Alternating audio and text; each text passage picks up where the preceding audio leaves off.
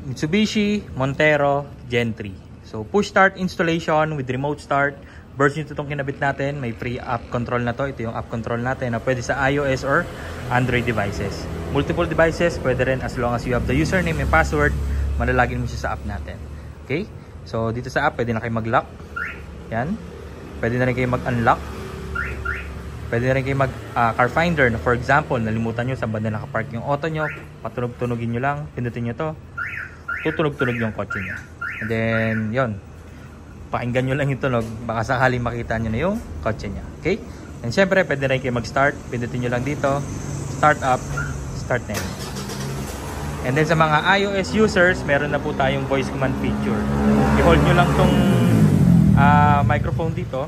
Then magsalita kayo, susundin kayo ng app. May mga keyword lang kami ibibigay sa inyo. So added feature lang naman siya. Mas madali pa rin pumindot na lang. Pwede rin kayo magpatay dito. Lagay nyo lang yung password to confirm.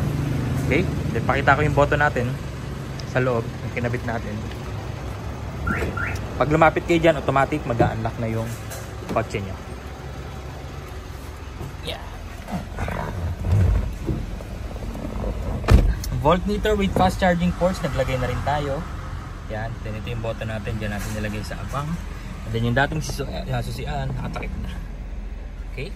Reversible po yung process of installation, meaning pwede nyo pa rin pong ibalik sa dati. For example, nagsawa na kayo, I doubt magsasawa kayo, pwede nyo pa rin siyang ibalik sa dati, which is yung susian nyo.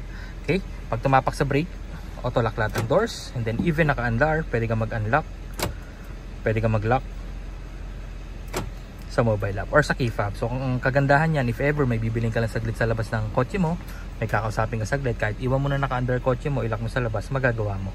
Kasi sa stock system po, hindi pwede yun. Kailangan nyo pa pong patayin yung makina nyo para mailakin siya from the outside. Okay? Kasi ito yung voltmeter natin, fast charging ports na rin yan, and at the same time, mariread nyo na yung battery, car battery life nyo kung healthy pa. So pag aksidente na yung napindot yung button, hindi po mamamatay ang kotse. Okay?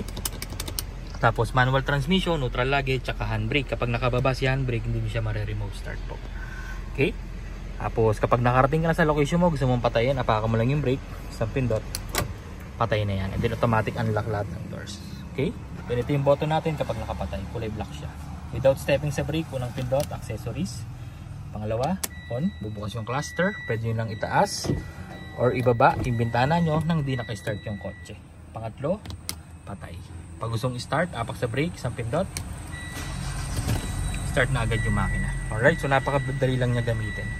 Then ito yung key fob na kasama, 2 pieces.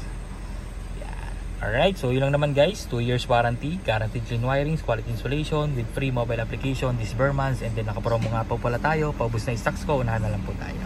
Alright, maraming salamat.